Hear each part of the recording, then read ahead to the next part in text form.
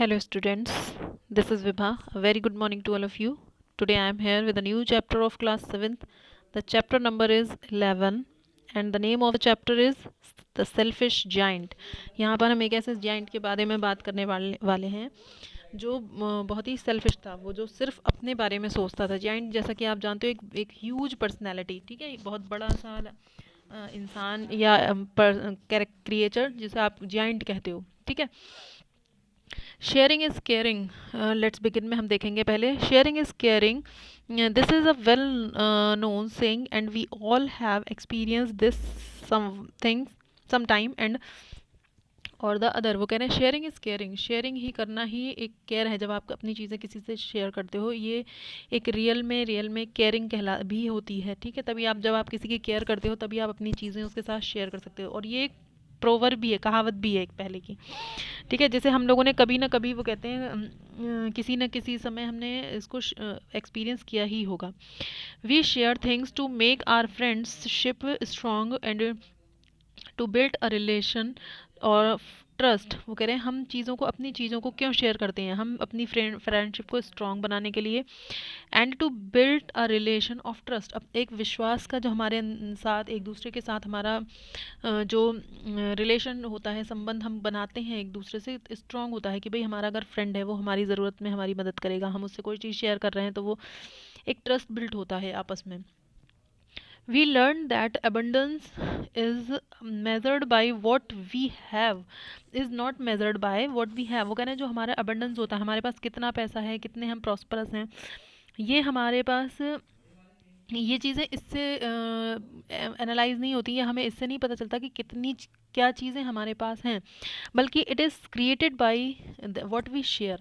बल्कि हमारा एबंडेंस यानी कि हमारा दिल कितना बड़ा है, हमारे पास कितनी सारी चीज़ें हैं, या हम कितने संपन्न हैं, ये सब चीज़ उससे पता चलती है जब आप अपनी चीज़ों को दूसरों के साथ शेयर करते हैं। भले ही आपके पास बहुत पैसा है, लेकिन अगर आपके सामने कोई नीडी पर्सन आता है जो माइजरी में है, परेशानी में है, लेकिन आप उसकी हेल्प नहीं करना चाहते, तो किस किस काम का है वो अबंडेंस? कि आपके पास बहुत कुछ है लेकिन आप किसी की हेल्प नहीं करना चाहते, अपनी कोई चीज़ शेयर नहीं करना चाहते, या नहीं करते हैं, आपका वैसा नेचर नहीं है, तो this type of abundance is not counted as a abundance, ठीक है। वो कह रहे हैं कि इस तरीके की आपकी प्रॉस्पेरिटी काउंटेबल नहीं होती, नहीं माना जाता है कि आपके पास बहुत कुछ है। आपके पास भले ही थोड़ा है, लेकिन आप खुले दिल से अगर लोगों के साथ उसको शेयर करते हो, उनकी ज़रूरत में उनकी मदद करते हो, तो तब वो कहलाता है कि हाँ भाई आपके पास बहुत अबंडेंस है, आपके पास जो कुछ है वो आप फ्रीली शेयर करना जानते हो, लोगों की केयर करना जानते हो, इट इज़ कॉल्ड, ठीक है। Do you agree with the above statement? वो कह रहे हैं, ऑथर आपसे पूछता है कि क्या आप ऊपर जो स्टेटमेंट दिया गया है उससे एग्री करते हैं। Have you ever face the situation when someone has not shared something with you? वो ऑथर आपसे पूछना चाहता है कि आपने क्या कभी खुद ऐसी कोई चीज़ फेस की है, any situation when someone has not shared something with you, आपके साथ कभी किसी आपको ज़रूरत रही हो और किसी ने अपनी चीज़ आपके साथ शेयर ना की हो। How did you feel? आपको कैसा लगा था उस समय, ठीक है, आपने कैसा फील किया था? Share your view with the class. If you are discussing this chapter in the classroom, you have to share your views in with your classmates, ठीक है। We'll move through the reading section, that is reading and comprehension. Let's read. So first of all we will see that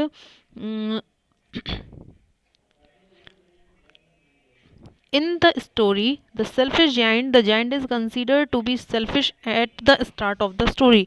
यहाँ पर इस story में जो कि उसका title है द सेल्फिश जाइंट, स्टार्टिंग में हम क्या देखते हैं कि ये जो जब स्टोरी स्टार्ट होती है तो वहाँ पर जो जाइंट दिखाया गया है वो बहुत सेल्फिश था, but he shifts for being selfish to being humble. लेकिन धीरे धीरे जैसे जैसे स्टोरी आगे बढ़ती है उसकी ये सेल्फिशनेस जो है वो शिफ्ट होती है। सेल्फिशनेस क्या होती है? जब जो इंसान सिर्फ अपने बारे में सोचता है, when someone only cares about himself और हर सेल्फ, ठीक है। जब कोई व्यक्ति सिर्फ अपने बारे में सोचता है, उसे दूसरों की परवाह नहीं होती, it is called the term selfish, ठीक है। तो वो धीरे धीरे, लेकिन जब जैसे जैसे स्टोरी आगे बढ़ती है हम देखते हैं कि वो जो जाइंट है उसका बिहेवियर चेंज होता है और वो धीरे धीरे हम्बल होने लगता है, कंपैशनेट होने लगता है, एंड काइंड। कंपैशनेट मीन्स उसके अंदर दया आ जाती है, लोगों के प्रति सिंपैथी रखने लगता है वो, ठीक है। इस तरीके के उसके बिहेवियर में चेंज आता है। He learns to appreciate children and grow to love at the end. और धीरे धीरे वो क्या करता है, उसमें बच्चों के प्रति प्यार जो है वो बढ़ता है, और एंड तक वो मतलब सबकी तारीफ़ करने लगता है, बच्चों से बड़े प्यार से रहने लगता है। ये इस तरीके की ये स्टोरी है। So just see, there is a picture, a graphic mode which you can see on your in your book. There is a giant. सबसे पहले इसके फेस एक्सप्रेशन देख के ही आपको समझ में आ रहा होगा ये बहुत ही र्यूड बिहेवियर है इसका, किसी से पसंद नहीं करता, किसी को अपनी किसी चीज़ में शेयर नहीं करने देता, ठीक है, किसी से कोई बात नहीं, सिर्फ इसको अपनी लाइफ पसंद है अकेले। Every afternoon as they were going from the school, the children used to go to the play in the giant's garden. वो कहते हैं हर दोपहर की बात है कि जैसे कि बच्चे अपने स्कूल जाते थे तो वो यूज्ड टू थे, मतलब उनकी आदत थी कि वो जब अपने स्कूल से वापस आते थे तो वो जाइंट्स का जो बड़ा सा एक गार्डन था, इसका एक अपना गार्डन था, ठीक है, वो बच्चे वहाँ खेला करते थे, ठीक है, ठीक है। It was a large and lovely garden, उसका गार्डन जो था वो बहुत ही बड़ा और बहुत ही लवली था। With a soft green grass, उसमें हरी हरी घास थी। Here and there over the grass stood beautiful flowers like the stars, उसका जो गार्डन था उसकी हरी हरी घास पे यहाँ वहाँ बहुत ही खूबसूरत से फ्लावर लगे हुए थे जो बिल्कुल स्टार्स की तरह लगते थे। And there were 12 peach trees that in the spring time broke out into delicate blossoms of pink and pearl and in the autumn bore rich fruits, ठीक है। और उसके गार्डन में 12 जो है वो पीच के ट्रीज भी थे, ठीक है, पीच के उसके ट्री थे जो कि स्प्रिंग में बहुत ज़्यादा बहुत ही सुंदर डेलिकेट तरीके से उसमें पिंक और पर्पल कलर के फ्लावर्स खिल जाते थे। और ऑटम के सीज़न में उस पर बहुत ज़्यादा, वोर मीन्स होता है अपने ऊपर लद जाना, ठीक है, यहाँ वैसे बोर के बहुत सारे मीनिंग होते हैं लेकिन ये यहाँ पर जो है सेंस वो ये है फलों से लद जाता था। मतलब ऑटम सीज़न जो है वो उन पीच का सीज़न होता था जब पीच ट्री पे बहुत हैवी क्वांटिटी में फ्रूट्स आते थे, ठीक है। The birds sat on the tree and sang us so sweetly that the children used to stop their games in order to listen to them. वहाँ पर बहुत सारी बर्ड्स आया करती थी पेड़ों पर बैठने, वो अपना बहुत मीठा सा गाना गाती थी, मतलब चिड़ियाँ चहचहाती थी वहाँ पे, जिसे सुनकर बच्चे जो यूज टू स्टॉप, जो अक्सर रुक जाया करते थे, to game in order to listen them, अपना गेम जो है वो जो खेल रहे होते थे वो अपना खेल रोक के चुपचाप उनकी आवाज़ सुनने के लिए अपने गेम्स को स्टॉप कर देते। How happy we are here they cried to each other, बच्चे जो है वापस में खेलते समय एक दूसरे से चिल्लाकर कहते थे कितना खुश हैं हम, कितना एंजॉय कर रहे हैं, ठीक है। वो उसके गार्डन में खेलना, बट चिड़ियों की आवाज़ सुनना, उन पीच ट्रीज पे फ्लावर्स को फ्रूट्स को देखना उन हमेशा एंजॉय करते थे। One day the giant come back, एक दिन अचानक से क्या हुआ कि वो जाइंट था वो वापस आ जाता है। He had been to visit his friend, actual में वो ये लोग उसके गार्डन में इसलिए खेल रहे थे क्योंकि वो कहीं बाहर गया हुआ था अपने फ्रेंड से मिलने के लिए। The Cornish ogre and he stayed with him for 7 years, वो अपने फ्रेंड कॉर्निश ऑग्रे के यहाँ गया हुआ था जिसके यहाँ वो 7 साल तक रुका था। After the 7 years were over, यहाँ पर ये 7 साल बीतने के बाद he had said all that he had to say, उसने ये कहा कि for his conversation was limited, वो कह रहे हैं उसने अभी तक तो किसी से कुछ नहीं कहा था लेकिन उसकी जो कन्वर्सेशन थी वो बहुत लिमिटेड थी, वो बहुत कम बोलता था। And he was determined to return to his castle, और उसने निश्चय कर लिया कि मैं जो है वो अपने कासल वापस जाऊंगा। मतलब 7 year वहाँ रहने के बाद वो बहुत बोर हो चुका था एक तरीके से कह सकते हो आप, और वो चाहता था कि मैं अपने कासल वापस अपने महल में वापस आ जाऊँ। व्हेन ही अराइव्ड, जब वो वहाँ पहुँचा, he saw the children playing in the garden, उसने देखा कि जो बच्चे हैं वो उसके गार्डन में खेल रहे थे, ठीक है। What are you doing here, he cried a very gruff voice, उसने अपनी बहुत ही रफ सी भारी सी आवाज़ में उसने बच्चों को चिल्लाया तुम यहाँ क्या कर रहे हो, what are you here doing here. And the children ran away, और बच्चे उसकी इतनी हैवी इतनी खतरनाक वॉइस को सुन के ही डर कर वहाँ से भाग जाते हैं। My own garden is my own, और वो ज़ोर से अनाउंस करता है वहाँ पे कि मेरा गार्डन है, ये सिर्फ मेरा गार्डन है, सेड द जाइंट, जाइंट ने ऐसा कहा। Anyone can understand that, हर कोई उसे समझ सकता था। And I will allow nobody to play in it but myself, वो कहता है कि मेरे अलावा इस पूरे गार्डन में हर कोई ये समझ ले कि मेरे अलावा इस गार्डन में कोई भी नहीं आ सकता है, किसी को यहाँ आने की परमिशन नहीं है, कोई भी अलाउड नहीं है। So he built a high wall all around it and put up a notice board, उसने क्या किया, उसने पूरे उस गार्डन के चारों तरफ एक ऊंची सी चारों तरफ दीवार बनवा दी और उस पर एक नोटिस पेस्ट करवा दिया। क्या था उस नोटिस पे लिखा था, ट्रेसपासर्स विल बी प्रोसिक्यूटेड। ट्रेसपासर्स मीन जो कोई भी इसके अंदर घुसने की कोशिश करेगा, घुसपैठिया मतलब छुपकर जो भी इसमें घुसने की कोशिश करेगा, will be prosecuted, prosecuted means होगा यहाँ पर पनिश्ड, ठीक है, मतलब उसके खिलाफ एक्शन लिया जाएगा।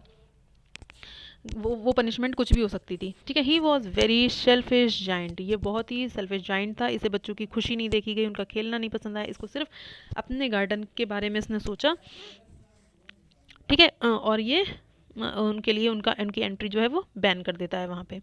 द पुअर चिल्ड्रन, जो बेचारे बच्चे थे, had now nowhere to play, अब उन बच्चों के पास कोई भी खेलने की जगह नहीं थी। They try to play on road but the road was very dusty and full of hard stones and they did not like it.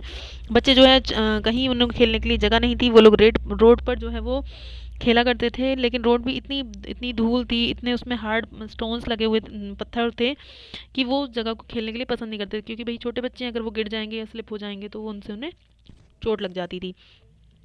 They used to wander around the high wall when their lessons were over and talk about the beautiful gardens inside. वो जब कभी भी उनके lessons खत्म हो जाते थे, मतलब जब भी वो स्कूल से लौटते थे, वो क्या करते थे, वॉन्डर, वॉन्डर मीन्स होता है यहाँ वहाँ घूमना, वो गार्डन के चारों तरफ, दीवारों के चारों तरफ घूम घूम कर देखा करते थे और उसके अंदर की कितनी खूबसूरत था वो गार्डन, उसके बारे में आपस में डिस्कस करते थे कि कभी हम भी इसमें खेलते थे, कितने सुंदर सुंदर यहाँ फ्लावर्स हैं, बर्ड्स आती हैं, अब हम इसके अंदर नहीं जा पाते, इस तरीके की, ठीक है। मतलब उनके अंदर से उसके प्रति जो अटैचमेंट था वो नहीं खत्म हो रहा था बच्चों के अंदर। How happy we were there, they said to each other, उन्होंने एक दूसरे से वो लोग कहते थे कि हम लोग कितने खुश थे अंदर। देन द स्प्रिंग केम, तभी स्प्रिंग का सीजन आया, and all over the country there were little blossom and little birds. वो कह रहे हैं कि पूरे कंट्री में, उस पूरे देश में जो है वो स्प्रिंग सीजन आ चुका था। All over the country there were little blossoms, फूल खिल चुके थे, और जो वहाँ पर लिटिल बर्ड थी वो चिड़ियाँ आने लग गई थी। Only in the garden of the selfish giant it was still winter, लेकिन सिर्फ उस जाइंट का वो जो गार्डन था वही ऐसी जगह रह गई थी पूरे कंट्री में जिसमें अभी तक विंटर सीजन था, वहाँ पर स्प्रिंग नहीं आई थी, ना ही कोई फूल खिला था, ना ही कोई बर्ड्स वहाँ आती थी। मतलब वो बिल्कुल वैसा ही था, ठंडा, बिल्कुल बर्फीला और एकदम चिल्ड एरिया, ठीक है। The birds did not care to sing in it, जो बर्ड थी वो वहाँ नहीं आया करती थी, उन्हें कोई फ़र्क नहीं पड़ता था कि वो वहाँ उस जाइंट के गार्डन में जाएं और सिंग करें, गाना गाएं अपना। As there were no children, क्योंकि वहाँ पर कोई बच्चा नहीं था। And the trees forget to blossom, और ऐसा लगता था मानो उस जाइंट के गार्डन में फ्लावर्स ने फूल खिलना ही भूल गए थे, वो ब्लॉसम होता ही नहीं था, वहाँ कभी कोई फूल खिलता ही नहीं था, ठीक है। तो ऐसा लगता था कि जैसे उन लोगों ने भी वो चीज़ें भूल गए, नेचुरल चीज़ें वहाँ होना ही बंद हो गई थी, activity. Once a beautiful flowers put its head out from the grass, but when it saw the notice board it was sorry for the children that it slipped back into the ground again and went off to sleep। एक दिन क्या हुआ, एक छोटा सा flower जो है उसने अपना हेड निकाला ग्रास में से, उसने खिलने की कोशिश की, लेकिन जैसे ही उसने वो जाइंट का उसने नोटिस बोर्ड देखा जिस पर लिखा हुआ था ट्रेसपासर्स विल बी प्रोसिक्यूटेड, बच्चों को के बारे में सोच के उसको बहुत दुख हुआ उस फ्लावर को, ठीक है। और उसने बहुत सॉरी फील किया और वो खिलने की बजाय वो फिर से मुरझा गया और वापस ज़मीन के अंदर चला गया और फिर से अपनी नींद में सो गया, ठीक है। उसको भी दुख हुआ कि मैं ही क्या करूँगा जब यहाँ पर कोई चिल्ड्रन नहीं है, कोई बर्ड नहीं है, कोई मुझे देखने के लिए, कोई मेरी अप्रिशिएशन करने के लिए नहीं है, और यहाँ पर किसी की एंट्री ही अलाउड नहीं है, तो मैं भी क्या करूँगा। और वो वहाँ मतलब इसी तरीके से वहाँ फ्लावर्स ने भी खिलना जैसे छोड़ दिया था। The only people who were pleased were the snow and the play Frost, वहाँ पर केवल एक ही चीज़ दिखाई देती थी चारों तरफ। The people who were pleased to see, जो कि वहाँ पर केवल बर्फ़ और कोहरे के अलावा और वहाँ कुछ नहीं था। Spring has forgotten this garden they cried, और लोग वहाँ पर कहा करते थे यहाँ तो इस गार्डन में तो जैसे स्प्रिंग आना ही को भी आना उसने मतलब वो भूल गया है, सॉरी, ठीक है, आना भी वो भूल चुका है। So we will live here all the years round, ठीक है। वो कह रहे हैं कि वो यहाँ पर सिर्फ क्या चीज़ रहेंगे, बर्फ और snow and Frost. The trees the snow covered up the grass with a great white clog and the Frost painted all the trees silver. वो कह रहे हैं कि ऐसा लगता था वहाँ पर उस जाइंट के गार्डन को देखकर कि जैसे पूरे स्नो ने घास को कवर्ड कर लिया एक वाइट क्लॉक से, एक वाइट कलर का उसने जैसे कोई वो होता है चोंगा बोलते हैं उसको, जो लॉन्ग सा कोट होता है उसको पहन लिया हो। और ऐसा लगता था कि फ्रॉस्ट से उस कोहरे ने, उस सफ़ेद सी चादर ने उस पूरे गार्डन की जो वॉल्स हैं उन्हें सिल्वर कलर का पेंट कर दिया हो, मतलब सब कुछ वाइट वाइट वाइट वहाँ दिखता था, कोई कलर नहीं, कोई सिंगिंग नहीं, nothing interesting over there. Then they invited the north wind to stay with them. फिर उन लोगों ने क्या किया, अपने साथ नॉर्थ विंड को बुलाया कि तुम आकर हमारे साथ रह लो, यहाँ तो कोई आ ही नहीं रहा है। एंड ही केम, और वो वहाँ पर हवा आई। ही वॉज रैप्ड इन फर्स and he road all day about the garden. वो पूरे दिन वहाँ पर ज़ोर ज़ोर से हवा चलती रही, ठीक है, और बहुत ज़ोर ज़ोर से हवाएं चलने की आवाज़ आती रही गार्डन में। And blue the chimneys pot down, और जितने भी चिमनी पॉट वहाँ जल रहे थे आसपास वो सारे बुझ गए। This is a delightful spot he sad. उसने कहा कि ये तो बड़ी, इससे तो इसे देखकर तो बड़ा अच्छा लग रहा है, but we must ask the hail sorry we must all ask to hail on a visit, so the hail came। ठीक है, फिर उसने कहा कि हमें हेल को भी बुलाना चाहिए, मतलब जो ओले गिरते हैं उनको भी हमें इनवाइट करना चाहिए, तो वो भी आए। Every day for 3 hours they he rattled on the flow roof of the castle till he broke most of the slates. वो कह रहा है अब रोज़ क्या होता था, वो लोग भी आते, मतलब पूरे दिन उसके 3 घंटे तक लगातार उसके जो वो गिरते हैं, ओले गिरते हैं बर्फ़ के, वो गिरते रहे उसके कासल पे, जब तक कि उन्होंने सारी स्लेट्स नहीं तोड़ दी उसके कासल की। ठीक है, मतलब भाई आपको पता है ऊपर से जब बर्फ़ गिरती है तो कहने का मतलब इनके गार्डन में सिर्फ वही बर्फ़, तेज़ हवाएं, तूफ़ान, यही सारी चीज़ें वो इनवाइट कर रहा था, बाकी कोई अच्छी चीज़ इनके गार्डन में नहीं आ रही थी। हेल तब तक उसके पूरे कासल पर गिरते रहे जब तक उसके कासल की सारी स्लेट्स, वो कहते हैं ना जैसे शीशे की दीवारें हों या शीशे के विंडोज़ हों, तो वो सब कुछ उसने तोड़ के ख़राब नहीं कर दिया। And then he ran round and round the garden as fast as he could go. ठीक है, फिर वो जो जाइंट था वो पूरे गार्डन में यहाँ वहाँ घूमता रहा, जितनी तेज़ी से वो जा सकता था घूमा। He was dressed in a grey and his breath was like ice. वो कह रहा है वो पूरा जैसे मानो ग्रे कलर से ढक गया, वो पूरा सफ़ेद हो गया था, कि वही क्योंकि उसके पूरे गार्डन में क्या था, सिर्फ कोहरा, बर्फ़, ठंडी हवाएं, सब कुछ उसे ऐसा लगने लगा था जैसे सब कुछ जम गया हो। और अब तो उसे ऐसा लगने लगा था जो उसकी सांस थी वो भी आइस बन गई हो। क्योंकि आपने देखा है विंटर सीजन में हम अक्सर देखते हैं कि जब कभी भी हम बोलते हैं तो हमारे माउथ से जो हमारी सांस निकले, ब्रीदिंग लेते हैं हम, तो जो सांस निकलती है वो भी बाहर के एटमॉस्फेयर इतना ठंडा होता है कि वो भी हमें दिखने लग जाती है। ठीक है, वाइट वाइट सा ऐसा लगता है जैसे फॉग हमारे माउथ से भी बाहर हो रहा है, तो वो उस तरीके की कंडीशन उसको दिखने लग गई थी कि यहाँ तो कुछ भी और कुछ है ही नहीं। ठीक, I can not understand why the spring is so let in coming. वो कहता है the said the shellfish giant. अब जाइंट को लगता है कि मैंने हर कोशिश करके देख ली और यहाँ पर मतलब स्प्रिंग नहीं आ रही, बाकी सब कुछ यहाँ पर प्रेजेंट है। ठीक है, तो वो क्या करता है, वो कहता है कि मुझे नहीं समझ में आ रहा कि स्प्रिंग जो है वो इतना लेट क्यों है। As he sat at the window and looked out at his cold white garden. जब वो अपनी खिड़की पे बाहर बैठे बैठे अपने गार्डन को देखता है कि क्या हो गया है इसमें, कभी कोई फ्लावर नहीं हो रहा, कोई बर्ड्स नहीं आ रही, पूरा वाइट गार्डन बन गया है ये तो। I hope there will be a change in the weather. वो कह रहे हैं मैं फिर भी उसको उम्मीद थी कि शायद मौसम यहाँ भी कभी बदलेगा। But the spring never came no not the summer. वो लेकिन अब उसके गार्डन में कभी ना गर्मियाँ आती थी, ना ही स्प्रिंग सीजन आता था। The autumn gave golden fruit to every garden. जो ऑटम का सीजन था उसमें सभी के गार्डन में गोल्डन फ्रूट्स निकले, लेकिन जायंट के गार्डन में वो फ्रूट्स भी नहीं आए जो हमेशा ऑटम सीजन में आते थे पीच ट्रीज पे। It is too selfish she said, so it was always winter there, and north wind and hail and frost and snow danced about through the trees। और वहाँ पर उसने कहा यहाँ पर जो बाहर से जो यहाँ पर वैसे शी मेंशन नहीं किया गया है। ठीक है, वो कहता है कि यहाँ पर ना तो कभी ना तो कभी यहाँ पर स्प्रिंग सीज़न आएगा, ना ही समर सीज़न आएगा, ना ही यहाँ पे कभी फ्लावर्स होंगे, ना ही कोई फ्रूट्स होगा। सिर्फ यहाँ पर hello, winter, north wind, Frost, snow, केवल यही पेड़ों के चारों तरफ यही चीज़ें घूमती रहेंगी। यहाँ पर कभी भी कोई भी ब्लॉसमिंग नहीं होगी।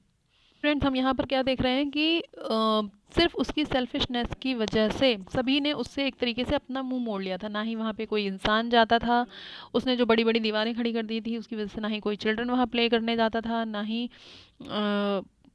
फ्लावर्स खिलते थे, ना ही बर्ड्स वहाँ आती थी, ना ही कुछ भी मतलब एंथुजियास्टिक, इंटरेस्टिंग, अट्रैक्टिव कुछ नहीं था। पूरी गार्डन की जो ब्यूटी थी वो स्पॉइल हो गई थी। ठीक है, just because of he had surrounded the garden with the wall. ठीक है, और उसने सबकी एंट्री वहाँ मना कर दी थी, इस वजह से वहाँ से नेचर भी जैसे रूठ गया था उससे। सिर्फ बर्फ़ गिरती थी, सिर्फ ठंडापन, कोहरा, यहाँ वहाँ पर सिर्फ यही चीज़ें रहती थी, बर्फ़ के ओले गिरते थे, ठीक है, लेकिन अभी मौसम वहाँ बदलता ही नहीं था, जिसकी वजह से जायंट जो है वो धीरे धीरे थोड़ा सा परेशान भी हो गया था कि मेरा गार्डन ऐसा क्यों हो गया, यहाँ कोई फ्रूट नहीं आता, कोई बर्ड नहीं आती, कभी यहाँ पर मौसम ही नहीं बदलता, वो खुद भी एक तरीके से बर्फ़ का ही बन गया था, उसकी सांस भी जैसे जमने सी लगी थी।